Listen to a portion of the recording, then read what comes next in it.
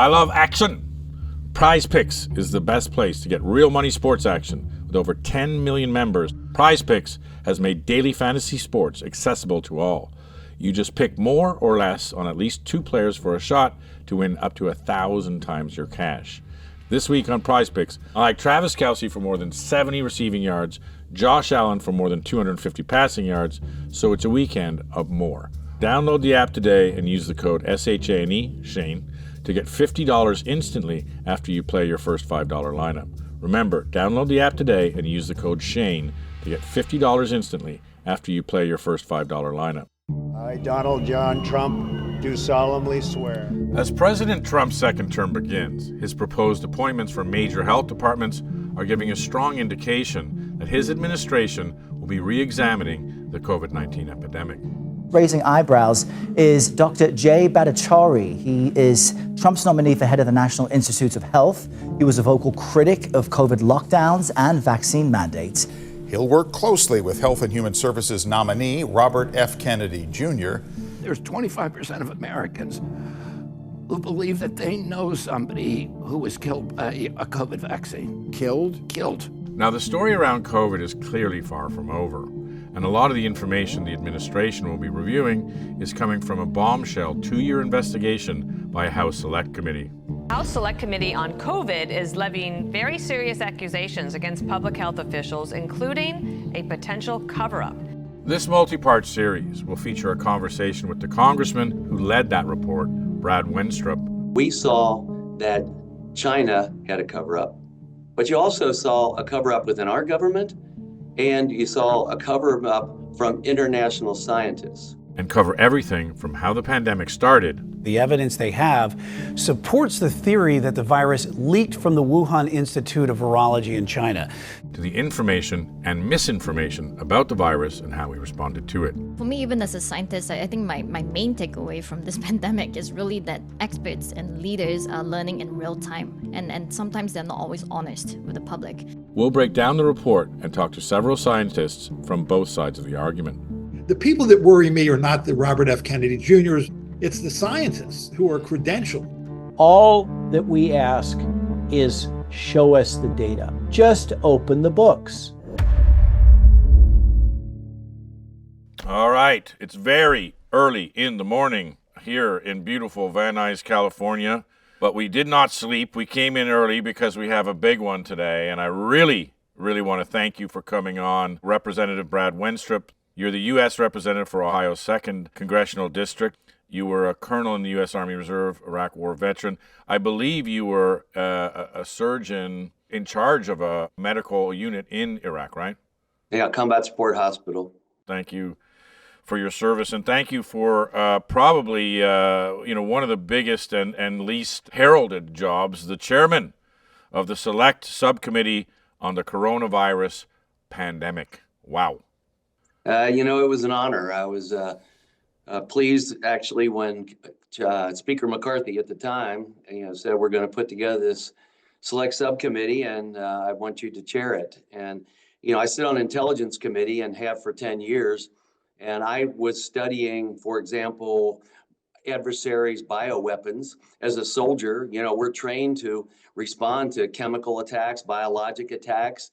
And so this was something I was tracking. And then when COVID hit, and I recognized pretty early on that there was this technology capability that came out in 2015 with Ralph Barrick in North Carolina and Zhengli Shi in China to create new viruses in the lab, to take parts of one virus and parts of another virus and put them together and create what they call a chimera. It's what we call gain of function research. Which I want to get into. You've given me a perfect springboard, and I'm going to stop you a lot during this because I want to make sure, you've been living, eating, and breathing this stuff for so long, but I want to make sure that we get all the information out and in a way that everyone can understand. So I want to get back to the Select Subcommittee, which you chair. It's a Republican majority, but it's composed both of Democrats and Republicans.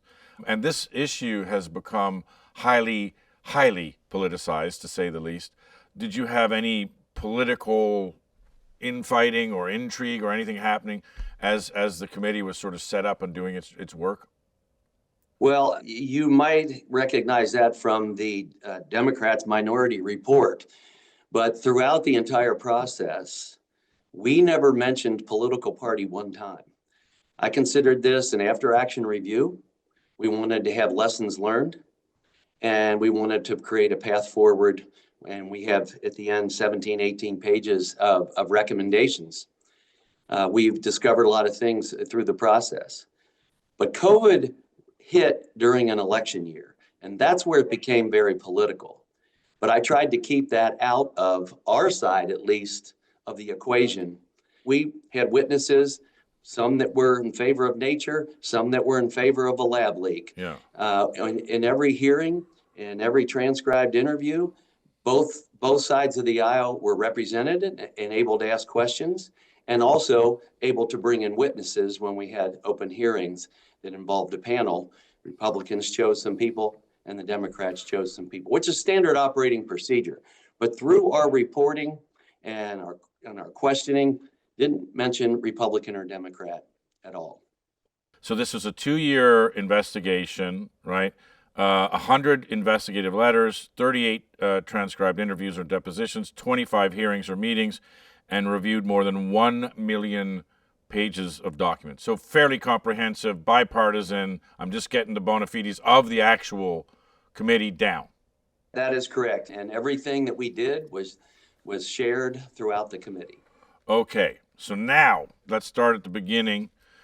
So I did a show in the beginning of the pandemic called Shelter in Place, interviewed everybody, Fauci, etc. There was a lot of controversy, or you were shouted down. And I was told by a very high up person in the intelligence community, and I can't mention his name, that it was a lab leak. And we looked at all the evidence which pointed it to being a lab leak. And that was like heresy. It was, you could not say that. Probably have heard from a certain corner of the right is this theory that the coronavirus, quote, escaped from the lab. Both scientists and the U.S. intelligence community agree that is not a possibility. We know that it's been debunked that this virus was man-made or modified or anything like that. New York Times reporter has sparked outrage with a tweet claiming the theory that the coronavirus originated from a lab in Wuhan, China, is racist. Here's another email to Mark Zuckerberg. It says, subject line, COVID misinformation, Wuhan lab leak theory. In response to continued public pressure and tense conversations with the new administration, we started removing 5 COVID claims, including the lab leak theory. Mr. Zuckerberg responds, this seems like a good reminder that when we compromise our standards due to pressure from an administration in either direction, we often later regret it. Why was it so important the virus not have started in a lab? Wasn't so important that the virus we don't know. Why is it such a big deal, the lab leak versus the natural origin theory? Well, first of all, we need to be prepared for a pandemic, whether it starts from nature or whether it's something that was created in a lab, whether it was accidentally released from a lab or whether it was intentionally released from a lab. I sit on the Intelligence Committee, and the Intelligence Committee will have an updated version of our report from 2 years ago because of further intelligence, classified intelligence. So our report, the 520 pages and then 17 pages of recommendations, it's unclassified. So there is more information out there. But you remember, all of that was supposed to be declassified. We passed a bill. Why wasn't it? Well, they only released 6 pages. So we're still trying to clarify that. And that is something that, we've got to have different people in charge of the intelligence community because they did not follow the law, in my mind, for what we asked for as a body, bipartisan. So, sorry, passed a bill saying, yes, we need this information. It's fairly important information. And that information, even though it was a bill passed, was not given. Correct. And, there are certain things you don't declassify, your tactics and procedures and things like that of how you gather information. Mm-hmm. But we did ask for that to be released and declassified, but we just got a summary. But we did get some good information out of it. There's no doubt about it. Mm-hmm. There's information that came from that talked about some of the things that were going on in the lab and that, reported that some people got sick. They changed their ventilation system. Protocol is not being followed. Well, yeah, exactly. It was a less than the most secure type of lab. All of those things did come forward. So there's a lot of forensics. So let's just put it this way. When we had John Ratcliffe in, who was the former head of National Intelligence, Director of National Intelligence, he bluntly stated, I have access to every bit of intelligence that would be associated with this. And his testimony was that if you put the forensics up for lab and put the forensics up for nature, lab far outweighed anything from nature. And the more I have learned about this and the more I have seen, and again, as the person who had more access to our intelligence for the first year, as much as anyone in our government, my level of confidence became higher. The things that others were supporting for a natural origins approach have fallen away, and some of the people that were promoting that have been revealed to have had conflicts of interest. And we still have never seen an animal that has been shown to be carrying COVID-19, which is normally what you find when something originally started from animal and went to human. So why did this become such a political issue, lab versus natural? And by the way, if you mentioned lab, you were drummed out of town, especially in the media. But, we actually talked to a bunch of whistleblowers who said it was lab, and they were sort of, highly respected scientists who were then sort of painted with a brush of it's not scientific. Oh, I know, because whistleblowers came to the Intelligence Committee. So why did this become such a political issue, lab versus nature? Well, let me just start with what we really discovered, and that we saw that China had a cover-up. They really didn't let the WHO in. They destroyed sequences. The military took over the Wuhan Institute of Virology. But you also saw a cover-up within our government, and you saw a cover-up from international scientists. Now, what do a lot of these people have in common? They were supporting gain-of-function research, dangerous, risky gain-of-function research. And I don't think anybody who's doing that want to be blamed that their type of research could be responsible for killing millions and millions of people. There was an article from 2012 where Dr. Fauci in 2011 with Dr. Collins had come out touting gain-of-function research. And in their mind, what they were trying to do is take viruses from nature and evolve them or see if they could become more pathogenic, either through running them through mice over and over again or actually creating new viruses in the lab that they might predict might happen in nature. But once you get those, there's a concern of what it's going to be. But what they wanted to do is create a vaccine for it. And so they were asked, in 2012, Dr. Fauci was asked, well, aren't you concerned if it got out of the lab that it could create a pandemic? This is in 2012. Wow. Dr. Fauci said, I believe that the benefits outweigh the risk, and the chances of it getting out of the lab are, minute. I don't know if he still feels that way today. I would hope that he doesn't. I love action. We love action. This is my producer, Chris. He never gets seen, but he demanded to be part of the ads. I have to be because I love Prize Picks because I'm a big fan of the app. You're a big fan of action. I'm a big fan of action. And money. We like money. Now, Prize Picks is the best place to get real money sports action. With over 10 million members and billions of dollars is awarded in winnings, Prize Picks has made daily fantasy sports accessible to all. You just pick more or less for 2 or more players for a shot at to win up to 1,000 times your cash. That is a lot. 1,000 times your money. I won 1,000 times. I do. And it's now playoff time. Playoff time. My favorite time. In the best time. The best time. Don't miss out on the last few weeks of football action with Prize Picks, the best place to win cash while watching the playoffs. The playoffs. This week on Prize Picks, I'm looking at the football board, and I'm thinking Josh Allen for more than 250 passing yards, Saquon Barkley for more than 1 touchdown, and it's that simple. Download the app today and use the code SHANE, Shane, to get $50 instantly after you play your first $5 lineup. Remember, download the app today and use the code SHANE to get $50 instantly after you play your first $5 lineup. Prize Picks, run your game, bango. There's no evidence whatsoever for a natural origin or a lab origin. So all of the existing evidence is circumstantial. Even for a natural origin, it's completely circumstantial. And right now, if you weigh both of them, it's about the same. And some might say even a bit more for the lab origin, depending on who you ask. Scientists like Alina Chan were heavily criticized for believing there's even a chance that a lab leak may have been the cause of the pandemic. Dr. Alina Chan, thank you for being with us today. You're a scientific advisor and viral vector engineer who specializes in gene therapy and cell engineering at the Broad Institute of MIT and Harvard. You also led the launch of an open source website to track the genetic evolution of SARS-CoV-2. And finally, the co-author of a book, Viral, The Search for the Origin of COVID-19. Thanks for being here Thanks today. for having me, Shane.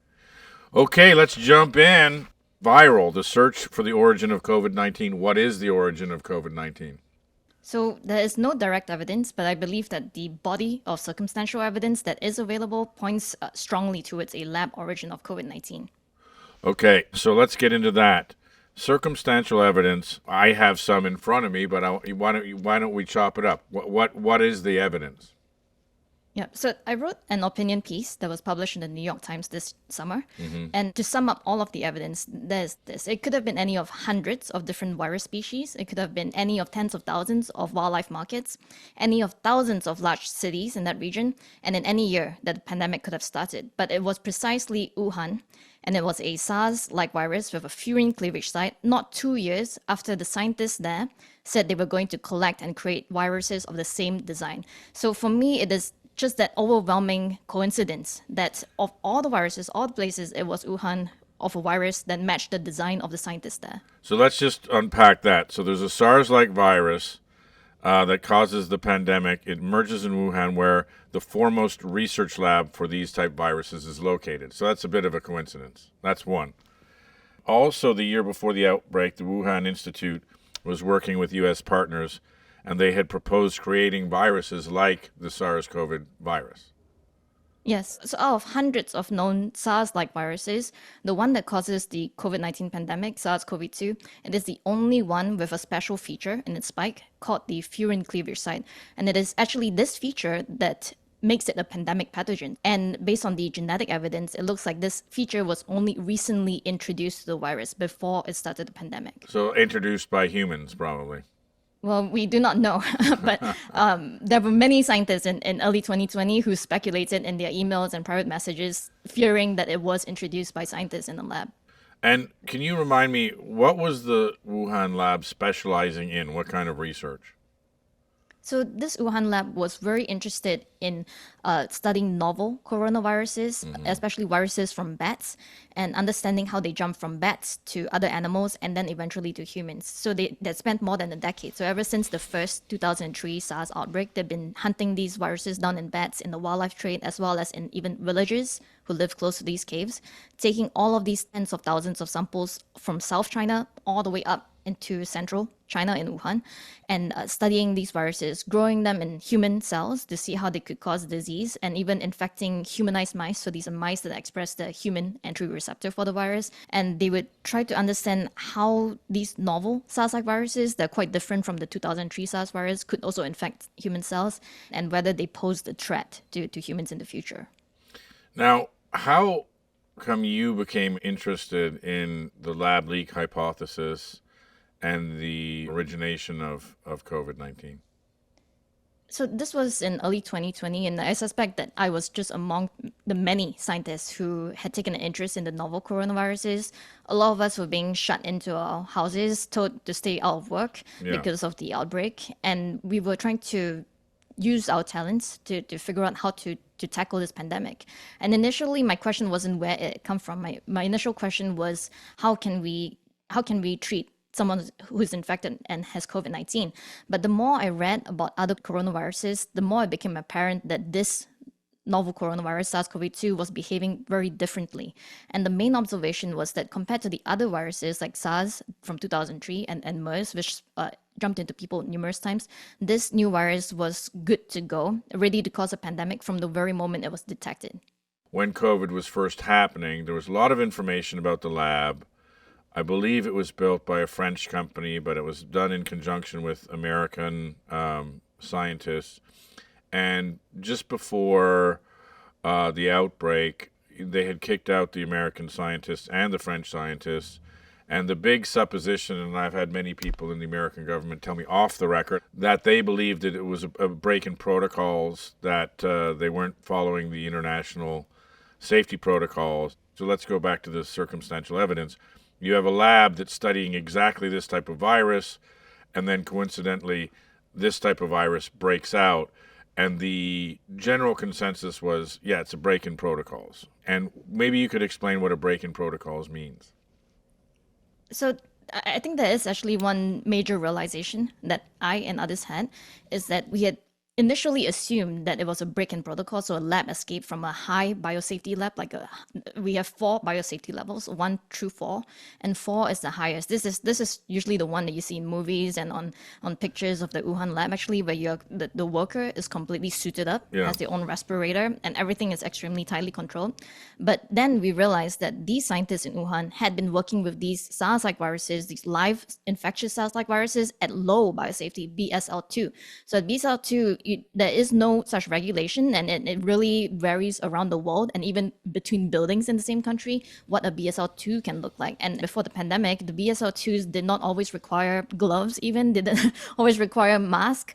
A lot of the work could be done outside of these biosafety cabinets. So anything that's airborne, an airborne virus could very easily be aerosolized and infect people. In fact, it's well known among scientists that at BSL-2 there is a lot of human error and just poor practices, people using gloves, touching doors, touching keyboards, and then even touching their faces with their gloves and phones with their gloves. So there is so much opportunity for an infection. Is this on the record that they were at level 2 while working with COVID viruses?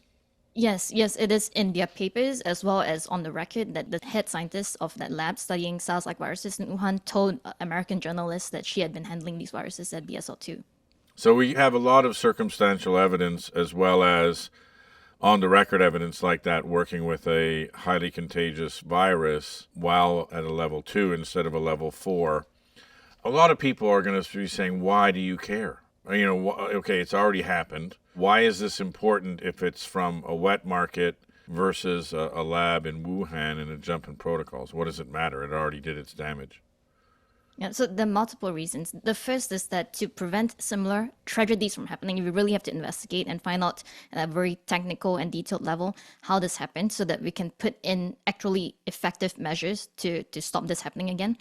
And the second is about deterrence. So if people around the world, even good scientists around the world, see that there's no way to investigate, no way to hold scientists accountable when they cause outbreaks, there is so much less incentive, less deterrence to prevent similar negligence or deception or even malice in the future. And the last, I think, is actually maybe one of the most important, which is about public trust. So I think if it does come out one day that this came from a lab, the public needs to look back and see that our top scientists and top leaders actually led the effort to investigate and find that origin, rather than playing a large role in suppressing, preventing an investigation to find a lab origin of COVID-19. Well, that leads to a lot of questions. So if it's true that there was a lab breaking protocols, then China has a lot to answer for because they said, no, this isn't true. Excuse me. And also tens of millions of people died. Trillions of dollars, were lost. There's a huge amount of ramification. So why would they allow people to and I mean, I believe, and you can correct me if I'm wrong, but they said, no, we're not going to allow international teams to come look at the lab, which is suspicious. And just went with the official, it started in a wet market and we're not going to talk about it anymore. I can understand their point of view because the world's going to blame them and be angry and seek reparations. Do you think the Chinese government is shutting down the information, and do you think there'll ever be proof that indeed it was a break in protocols? Well, initially, at the start of the pandemic in January 2020, the Chinese government did tell the world that it came from the market. So they said it was those illegally sold wildlife at the market that started the pandemic.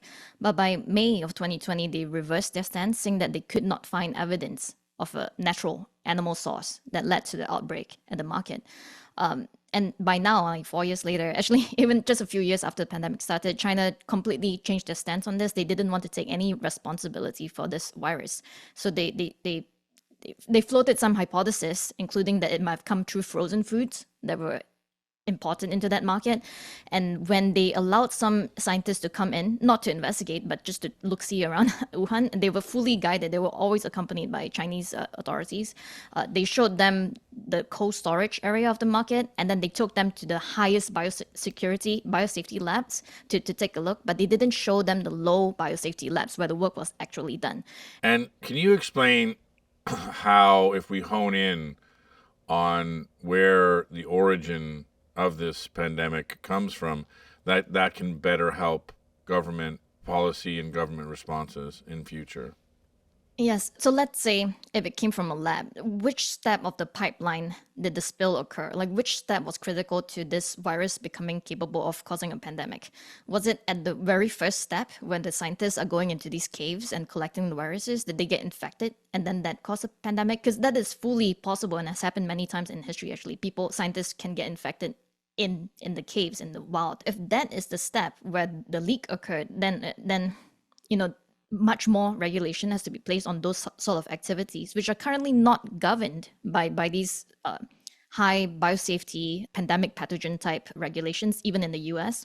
But if the lab escape happens later in the pipeline, where scientists start enhancing them, start passing the viruses through human cells so that the virus gets better and better infecting human cells or in humanized animals, or perhaps at the step where scientists start putting in features such as furin cleavage sites, like this Wuhan lab had said they were going to do in 2018, then that is where more of the regulation should really focus. It's like telling scientists, maybe don't do these risky experiments, especially at low biosafety, and maybe not in the middle of an international city, not in the middle of a city where there's planes leaving every hour for a different international destination. So if the hypothesis is true that it jumped protocols of a lab that was studying exactly these types of infectious diseases, isn't it true then, therefore, that China is guilty of a massive cover-up of the origination of this disease? Well, China has withheld a lot of information about different parts of this pandemic, right? So, I mean, a cover-up has happened already. So in the very beginning, for example, in the first days of January 2020, the Chinese government already ordered all the clinics and hospitals in Wuhan to destroy patient samples. So that effectively blocked the way to go back and see who was a COVID case. And why would they do that? What would be the scientific purpose other than a cover-up? So the official statement by the government was that they were trying to protect people who had these samples, prevent them from getting infected by the samples, because they did not have clearance to be handling these patient samples. Mm-hmm. So, but what it has done effectively is prevent people from being able to retroactively identify early cases of COVID-19. Mm-hmm. And this really hurts the ability to track the origin of COVID-19, because now you don't know if all these cases elsewhere in the city and who was the earliest case of COVID-19, you've lost the ability to diagnose, to test these samples. So why hasn't the U.S. government then subpoenaed, communications, things like that, to try to figure out, if there was this sort of, government involvement? I have been really disappointed that even after 2021, when President Biden said that both natural and lab origins are on the table, so even the whole White House, the WHO, the intelligence agencies, they all agreed that both a lab and natural origin hypothesis were on the table, they still did not fully investigate. They did not subpoena these very important exchanges between the Wuhan scientists and the US collaborators. And so they have not, in my opinion, made a sincere effort to find out as much as they can about what was happening in that Wuhan lab in the 2 years leading up to the pandemic. So if the U.S. government's not doing their job in subpoenaing that information, and the Chinese government is doing their job and covering things up, then how are we ever going to have any concrete proof rather than supposition? I believe in the courage of whistleblowers. I think I'm still young enough in life, not too jaded, to believe that there are people who know the truth and will wait until it's safe for them to share that truth. I guess I refuse to believe that all of the people who know or have some evidence about this would just take it to their graves and not share it with the world. I mean, there's been a lot of problems with the COVID-19 response, so this just being one of them. Where did it come from? We don't even know. Or we know, but it's being covered up, and we're not going to do a subpoena because it'll further exacerbate relations with China, which are already testy. Do you think it does a disservice to when the next pandemic happens? Obviously, you do this for a living. We live in fear of a more deadly virus than COVID. You know, it could be Ebola, it could be whatever, it could be a new unknown thing. And it comes along. Now you have a great public distrust because it was mishandled by the government. And I think that a lot of people are just not going to react well if there's a serious virus that comes out at a later date. What are your thoughts on that? Well, for me, even as a scientist, I think my main takeaway from this pandemic is really that experts and leaders are learning in real time. And sometimes they're not always honest with the public. So even for me, I'm not sure who to look to in the future to get real facts, like in real time about like emerging pathogens. So we were misinformed by experts about whether the virus was spreading human to human, misinformed about how the virus spreads, misinformed about, as long as you don't stand 6 feet within someone, as long as you don't stand there for 15 minutes or something, that you wouldn't catch it, or that is complete bollocks. It is spreading through the air, so you can be standing meters away, but as long as you're in the same room and there's poor air ventilation, it's likely you'll be infected. We were misinformed about whether getting the vaccine would prevent infection. Clearly, we know now that being vaccinated doesn't prevent infection. And especially we would like to about the origin of COVID-19, about what scientists knew and what they were worried about. So I do worry, even for myself, like when there's a future outbreak, how much can you trust those in charge, especially when there's no system in place, even right now, for them to be showing us data that informs the public health guidance? Well, that's another question, two-part question. One is, okay, so we just got out of this, or it's still happening, but the deadly serious part of it. What have we learned? Is the government taking steps to make sure we react better than we did this time around? And what's the fallout, good and bad, in the scientific community? So I'd say that even for natural outbreaks, that there seems to be a lack of learning that happened from the COVID-19 pandemic. And so I think that this is not even a China-only problem, but it's clear now that it's also a US problem, is that there is no system in place to incentivize reporting and testing and screening. You work in research and are familiar. So is there like a pressure to keep a narrative in a certain way when you're working in research to say, okay, look, we want you to say this, or this is what we believe? Certainly every scientist has their own favorite hypothesis that they try to gather evidence for. But at least when I was writing this analysis of the virus and how it was evolving in early 2020, I was not facing any political pressure. I was aware that the issue was highly politicized, but my stance was not to let any of that affect what I write in the scientific paper. I think if you are a scientist and you write papers based on your political views, I think then you're not a scientist anymore. Sure. Sorry. I think if you let the technical facts change because of your personal feelings or beliefs, I think that there's no longer science. Yeah. I agree. There was a famous Soviet politician who said political science is the master science because it tells all the other scientists what to say. And that's when it becomes very dangerous, because then they're just saying what the politicians want rather than what the science is. But speaking of science, if this was a mistake or a protocol jump in a scientific research facility, and it had such serious and dire consequences, what do you think this means for research facilities worldwide going forward if it gets proven that it was a lab leak? Well, in an ideal world, we wouldn't have to prove that they came from a lab in order to fix the mistakes or the errors or opportunities for these lab leaks to happen. And the problem is that even the latest US policy on these pandemic pathogens, it doesn't protect against the accidental leaks of novel pathogens. So they kind of give a free pass for labs that are collecting novel viruses in the wild, and working with them in the lab. Why a free pass?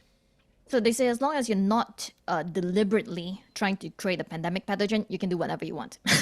And this is problematic on many levels because, first of all, scientists, they love doing cutting edge research. They love doing new experiments with new viruses. This is how you get impact, how you gain glory as a scientist. So typically you're not trying to create a pandemic, but you also have very limited ability to predict the dangers of these novel experiments.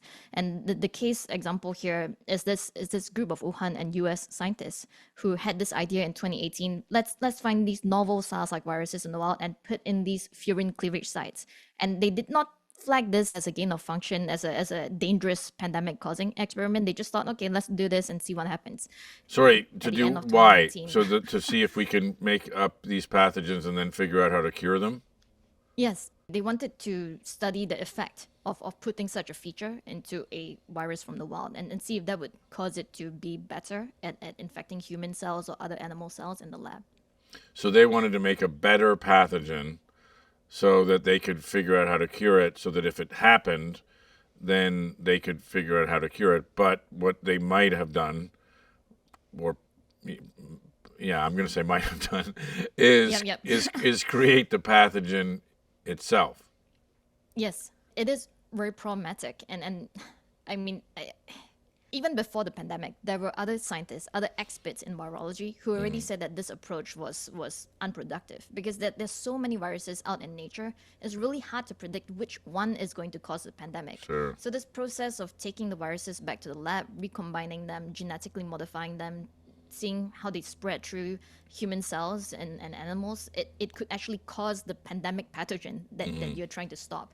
So there is some irony here that these scientists have such good intentions, like they want to find cures, they want to prevent pandemics, but at the same time they themselves are actually posing a major risk of a pandemic. Yeah, and what happened to the scientists that were working on, and speaking of glory, I think the opposite happened, but what happened to the scientists who were working on these pathogens?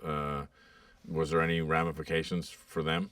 So again, I want to emphasize that this was a China and a US collaboration. So these ideas were shared across borders from US and China and cross mutually.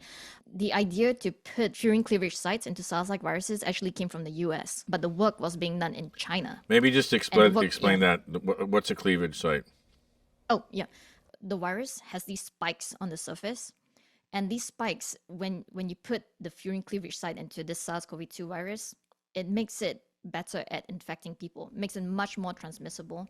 It kind of encourages the spike to be primed for entering a human cell, for infecting a human cell. So without this furin cleavage site, they found in animals and human cells that these viruses are much less infectious, much less likely to cause major sickness in animals. So it is the feature that makes this virus a pandemic pathogen. And so we made that cleavage site and then made the pathogen much more infectious. So before the pandemic, people had been putting such sites into other viruses and into the spikes, just the single component, the spike of the virus. But in 2018, this was when that unique idea to take these live infectious SARS-like viruses and put that feature in was shared by a US collaborator to the Wuhan scientists. So we're studying how to make the pathogen much more effective, i.e. transmittable, at a lab in Wuhan. The outbreak happens to happen in Wuhan, and the official line is that it happened with frozen food. I want to thank you for your time today. This has been very, very enlightening. One last question. What would you like to see happen, knowing what you know and having looked at this in depth for the past number of years? What would you like to see happen? What should happen going forward? Because I think, there's a lot of people covering up, a lot of blame and, a lot of things. People fell down, security protocols fell down, governments fell down, all kinds of things happen. What should happen going forward? So I think that there are two things that should happen. So the first concerns the origin of COVID-19 itself. I'd like to see the US establish a bipartisan commission with subpoena powers to fully investigate everything outside of China that we know. About the early cases, about what the U.S. partners of these Wuhan scientists knew in their emails, their documents, everything. Everything should be pulled out, and an expert panel, bipartisanly commissioned, should be able to investigate and tell the public what is it that we know and what are the gaps of knowledge. So that's the first thing that should happen. The second thing that should happen is really tightening up biosafety and biosecurity. So as I mentioned earlier, even the latest regulations, the ones that are going to kick in next year, do not protect us against the type of pandemic that COVID-19 might have been. So a lab accident involving a novel virus collected from the wild. And the problem is that there's no external oversight for this type of research that could kill millions of people. So unlike other things where you have chemical accidents, transportation accidents, you have nuclear research, they all have independent external oversight, but this sort of research with pandemic risk has no external oversight. That's and crazy. The visibility into this work is so low that even the Department of Defense said this year that they didn't know how much money they had given China to do this sort of work. So they had not been tracking, and even if they could, they didn't know what they were looking for. So I think that has to happen, and these two things, an investigation and tightening up the biosafety, are equally important. Wow. Well, on that sober note, Dr. Alina Chan, thank you so much for your time today. Thank you. The White House responding to a new report that the Department of Energy believes the COVID pandemic likely started with a leak from the lab in Wuhan, China. Now, as time goes on and more information comes out, both government and the media has looked at the lab theory in a new light. The disease is the same name as the lab. The scientific community is still split between lab leak and natural causes. There's never been a pandemic virus created in a laboratory. This is an extraordinary claim to backed by just conspiracy and innuendo, and it's hard to watch. And one of the most prominent voices in the natural causes camp is Dr. Paul Offit, who worked closely with the FDA and CDC throughout the COVID pandemic. Dr. Paul Offit, let me get all of this out because there's a lot of bona fides here. Director of the Vaccine Education Center at the Children's Hospital in Philadelphia, member of the FDA's Vaccine Advisory Committee, we're going to talk about that, was a member of the CDC's Advisory Committee on Immunization Practices, co-inventor of the rotavirus vaccine, and you wrote a book called Tell Me When It's Over, which I want somebody to tell me when this is over, but I don't think it's going to be over anytime soon. It's getting more and more controversial. We're here to chop it up. Dr. Paul Offit, thanks for being with us today. Thanks for asking me. So there's never real such thing as scientific consensus, and I've run into this wall when dealing with the environment. And you have effective scientific consensus. And I went down to Antarctica, and I said, well, is the ice melting? And they said, yeah, the ice is melting. And I said, well, they're saying the ice isn't melting. There's never been more ice. And they're saying, well, there's flat earthers. And I'm like, well, have a website. But I'm like, that's 45% of America believes that, right? This isn't flat earthers. This is half of America. And I think this is the problem you're running into. And one of the things I said to them, and I'm going to put it to you as well, is look, because they're like, well, I'm a scientist. I'm not a salesman. I put out my peer-reviewed papers and I put out my stuff and I'm a glaciologist and whatever. And I said, yeah, well, but not selling it is resulting in massive amounts of the population not believing it, which leads to an exacerbation of the problem, which is going to hurt everybody. And it seems like the lack of scientific consensus seems to be exacerbating an already highly political and contentious situation. Yeah, I first of all, I do think there's general scientific consensus. I mean, it's so take for example the origin of SARS-CoV-2. Was it a lab leak? Was it an animal to human spillover event? If you're going to say consensus on that, then I'm going to get into it with you. But keep going. You think it's an animal leak? Good. Here's what I'm going to say.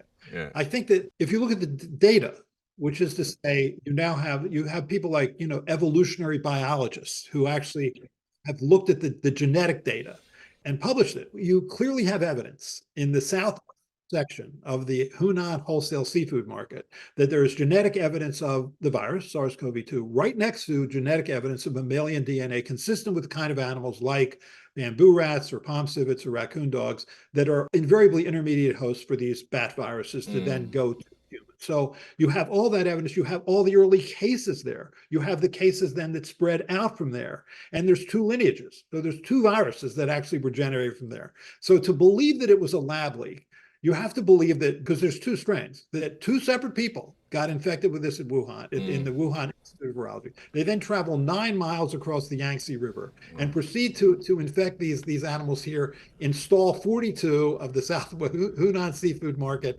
southwestern section, and when they could have gone to any of 10,000 other places in Wuhan to do this. This is not a scientific controversy. It's not, but that's not to say, as you note, that you can't find eminent scientists who will say it. So you'll have, for example, Robert Redfield, who will testify in front of Congress. He was former CDC director. I still think the most likely etiology of this pathogen in Wuhan was from a laboratory. You have Marty Macri, from Hopkins. You have FBI Director Christopher Wray. The FBI has for quite some time now assessed that the origins of the pandemic are most likely a potential lab incident in Wuhan. All saying there's credible evidence for a lab leak, and 2/3 of the American public, independent of your political affiliation, believes that's true, which completely depresses me, because there will be another pandemic. I mean, this is the third coronavirus pandemic in the last 20 years. There will be another pandemic. We have to be better at figuring out where it's going to happen, how it's going to happen, so we can prevent it or at least respond to it. And we can't, because we have these people who are eminent in their field, but it's not their field. See, this is why I'm getting to the scientific consensus part. Ask evolutionary biologists. Ask Warby or Chris Anderson or Marion Krupmans or the people who are evolutionary biologists who've looked at this. There's consensus among them. Today's hearing is targeted at a paper my colleagues and I published titled The Proximal Origin of SARS-CoV-2. In this paper, we concluded that the virus very likely emerged as the result of a zoonosis, that is, a spillover from an animal host. This remains the only scientifically supported theory for how the virus emerged. Now, I was doing a TV show, and I interviewed Fauci, and I interviewed a lot of people, and one of them, off the record, I interviewed a very senior level intelligence agency official who said, look, for political reasons, we can't divulge this, but we're pretty sure it was a lab leak. And if you look at the circumstantial evidence, you say, okay, there's a lab in Wuhan that's experimenting on exactly this type of virus, right? Exactly this type of virus. They kicked out the French scientists who built the lab. They kicked out the American scientists who were paying for it. And then there was the protocols that were supposed to be level 4 were actually at level 2, and there was a jump in protocols. Now, I know you're shaking because, look, I'm not going to debate an expert on this, which you are, but there's enough circumstantial evidence there that they're doing exactly this type of research in Wuhan, and you're sitting there saying, okay, there's all this circumstantial evidence. So even the beginning is controversial. Now, here's the problem, is that the Chinese government wiped out all of those the early data. That was a problem. There you go. So now I'm not saying I'm an expert. I'm just saying there's enough of a question mark that we should be subpoenaing them or trying to figure it out and going to them. And I get it, because America's already got a testy relationship with China. What's it going to do, saying, China, you cost trillions of dollars and tens of millions of lives. But we're not subpoenaing them. We're not trying to get this information. And if we did, they're going to say, well, we don't have it anyways because we destroyed it. That's bad. Okay. So that made it worse. I think China is culpable because, one, they were xenophobic. They didn't let experts from outside their country come in and examine what was going on in the seafood market. When SARS-1 raised its head in 2002, they didn't kill the animals. So it was very easy to go in and see that there were these raccoon dogs or whatever that were shedding the virus. And, they'll have 50 human contacts a day, these animals that are in these wet markets. So you had the data. But what they did is on January 1st, they killed all the animals. So now all you had was genetic evidence on things like the carts and the cages and the tables, and the things that were used to kill the animals, and the brushes, et cetera. So you had all that genetic evidence. You did have that. So therefore, there was the viruses that they were working with in the Wuhan Institute of Virology were either WIV1, which isn't anywhere close to SARS-CoV-2, and the 5TG3, which is also nowhere close to this virus. I mean, there's no evolution from that. And also, there is the notion there has never been a pandemic virus created by humans ever. So if you're gonna do this, as Carl Sagan says, extraordinary claims should be backed by extraordinary evidence. This is an extraordinary claim backed by innuendo and conspiracy, because there's no hard data. What you were arguing is that some person or persons in the Wuhan Institute of Virology created strains that killed 7 million people. That is a fantastic claim. And you have to have a little more evidence than what people have. I mean, Alina Chan, you probably know this, she wrote a book called Viral with Matt Ridley, who's a climate change denialist. And then she had her 5 points in the New York Times. She's the New York Times saying that this was a lab leak. And I have done little YouTube things to sort of refute that. And then there's a group called This Week in Virology, which is Vince Racaniello from Columbia and immunologists and virologists. And they all clearly refute that. I mean, point by point refute it, because it's nonsensical. I mean, one of the things she says is that, they didn't find any of the animals. Of course, they killed all the animals. That's why they didn't find them. I mean, if they had killed them. So I do think China's culpable. They sold 31 different species illegally. They housed them in unhygienic or unsanitary conditions. They brought them from all over China. Therefore, you had, when people say, well, we can't find evidence of SARS-CoV-2 in that region. Yeah, well, they brought animals in from all different regions. And she says, well, lab leak or spillover events in humans are uncommon. It's not uncommon at all. If you look at, for example, people who live in rural China, near bat caves, about 1 in 40 will have evidence of being infected with a bat virus. Or if you look in the urban areas that aren't near bat caves, that's not true. So these spillover events, most of the pathogens that we are infected with are animal viruses. I mean, influenza is a bird virus, Ebola was a bat virus. I mean, HIV was a chimp virus. I mean, we live in close association with animals. Animal-human spillover events happen all the time. And that's what happened here. Just painful for me. No, listen, I love it, because what my point is, I'm not advocating for one point or the other. I have no skin in this race, and we did interview Dr. Chan. But what I'm saying is the end result of not trusting facts, the end result of not trusting governments, the end result of not trusting science, right, is my issue.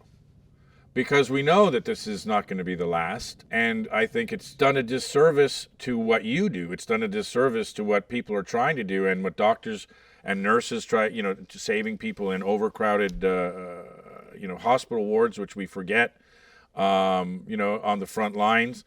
And so we have to chase these things down. So I like it that you get heated. I like it that you say, hey, that's just not true.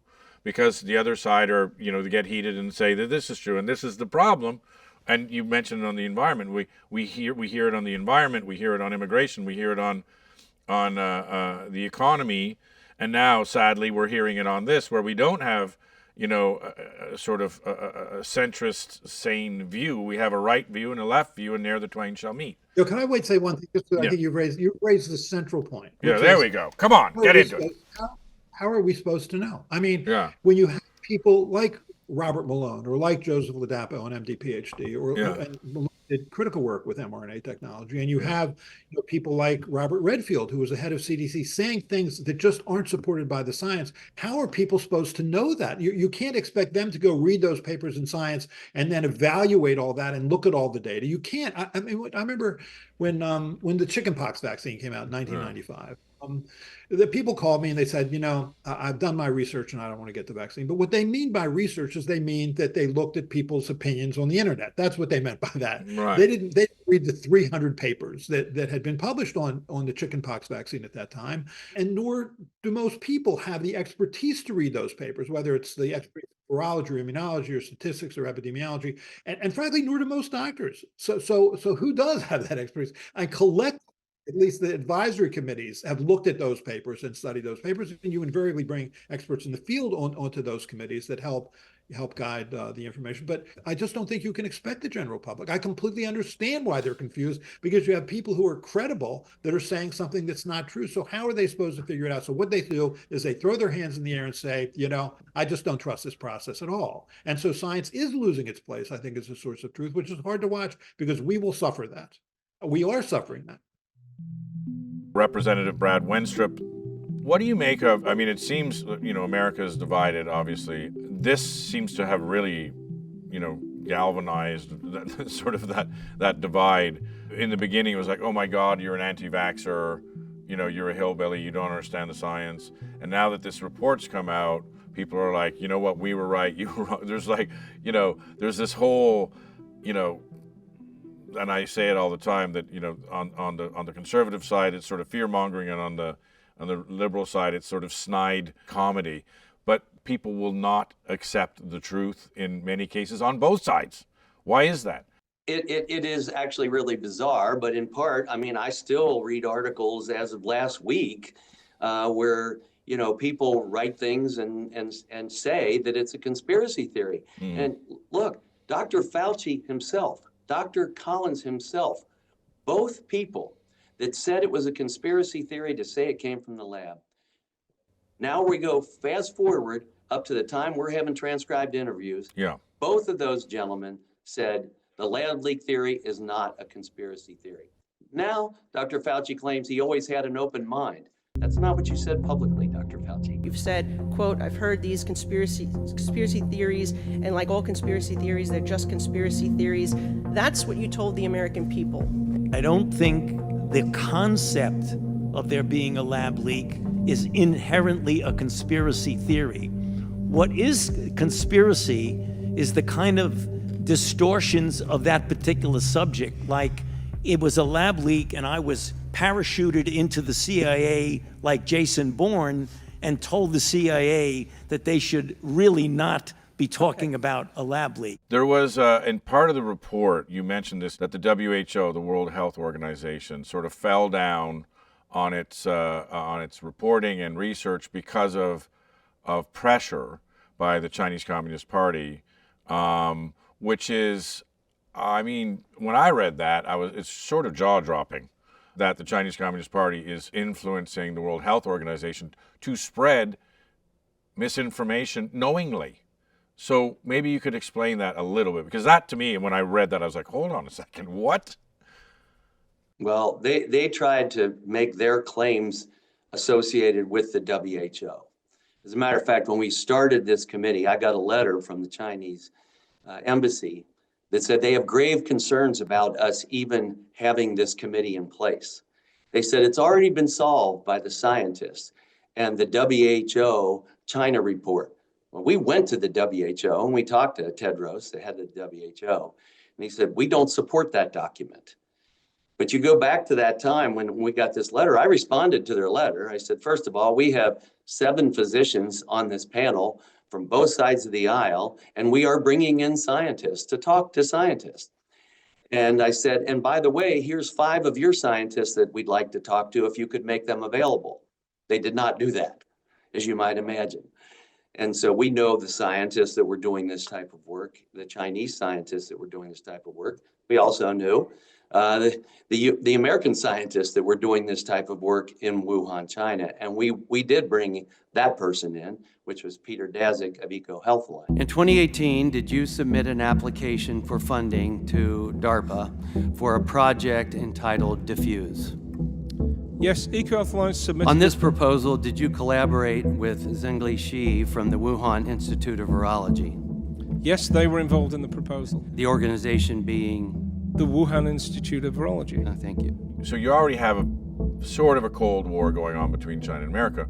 Oh, yeah. But if it's now, you know, we're saying, by the way, COVID killed millions of people, you know, shut down businesses, hurt education. I mean, we could go on about the ramifications. But nobody's going to China and saying, hey, that's not cricket, as they say in England. This is terrible. And why hasn't there been sort of an international outcry? And I suppose, and I'm just supposing here, that that's why we are trying to go to the WHO and influence them and saying to you, we hate your committee and all of these things, because they don't want it to get out, because the people are going to say you caused millions of deaths and economic turmoil. That's exactly right. And, you know, basically at the beginning, you know, some people say, oh, President Trump lied. Well, President Trump and the WHO at the beginning were just touting what President Xi had to say in China. And he said, we got this under control. You know, everything's under control. And you know, look, there were a lot of things that were incorrect, because we even had our own government officials saying at the beginning, well, there's no human-to-human transmission. Well, yes, there was. There very clearly became that. So, and if they just didn't know at the beginning, that's one thing. But so there was confusion all the way across the board, but it starts with China not being upfront and honest. And if you remember, when the WHO was able to bring a panel in, President Trump had recommended a couple scientists to go on that trip, and China denied them entry. They would not let President Trump's choices go, but they said, but we will allow Peter Daszak. Well, Peter Daszak was the one from EcoHealth Alliance who was actually doing this type of research. The first comment is up on the screen. In the U.S., these recombinant SARS coronaviruses are studied under BSL-3, not BSL-2. U.S. researchers will likely freak out. In fact, you write in the proposal that the choice of BSL-2 is more cost-effective. Dr. David Morens, Dr. Fauci's senior advisor, deliberately obstructed the select subcommittee's investigation, likely lied to Congress on multiple occasions, and unlawfully deleted federal COVID-19 records and shared non-public information about NIH grant processing. Dr. Morris, did you ever conduct government business through your personal email account?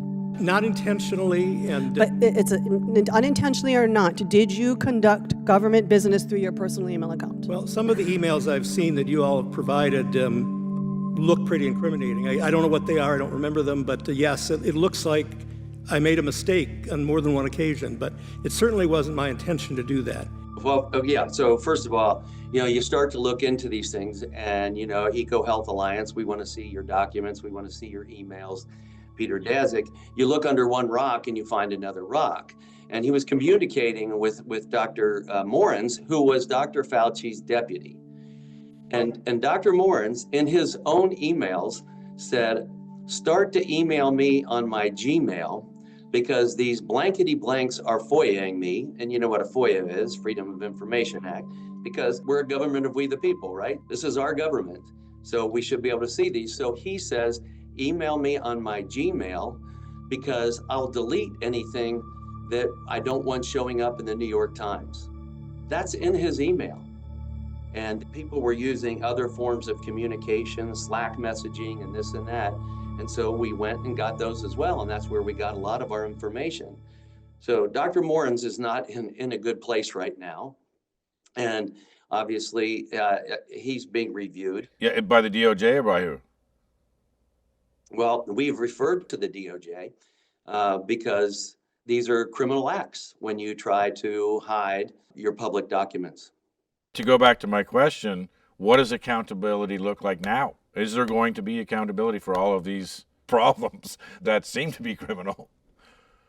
Well, if you go through the report, there's some instances where you can contend people lied under oath. Yeah. But at the same time, when you see what was done by EcoHealth Alliance, the NIH are going through the process of debarring Dr. Peter Daszak and EcoHealth Alliance from ever getting federal dollars again. So just to be clear, because I think we're taking for granted that people understand what we're talking about, but there was American grant money given to EcoHealth Alliance that funded gain-of-function research in Wuhan in conjunction with the lab where the supposed leak happened. So in a way, taxpayers' money, American taxpayers' money, was going to do the research that could have caused this leak.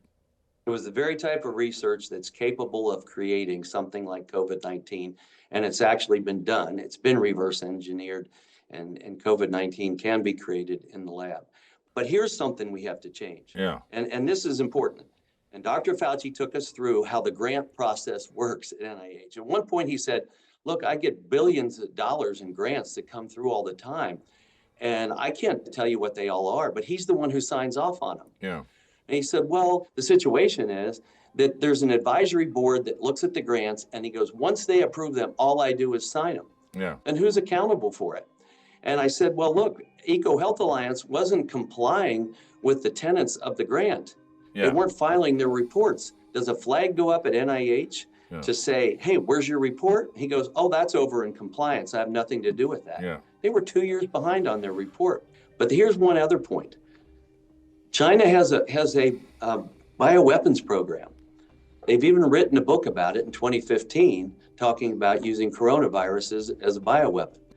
So you have that situation. You're doing this type of research in China. It's an adversary. And it's not like research on bone growth or something, right? Yeah. This is research on creating deadly viruses. And you're doing it in the lab of an adversary that has a bioweapons program in Wuhan. Yeah. And there's no weigh-in, apparently, from the intelligence community to say, no, you shouldn't do this. There was no sign that the intelligence community weighs in at all. That has to change. Now be sure to watch our next episode as we continue to explore the highly politicized topic of COVID-19 vaccines.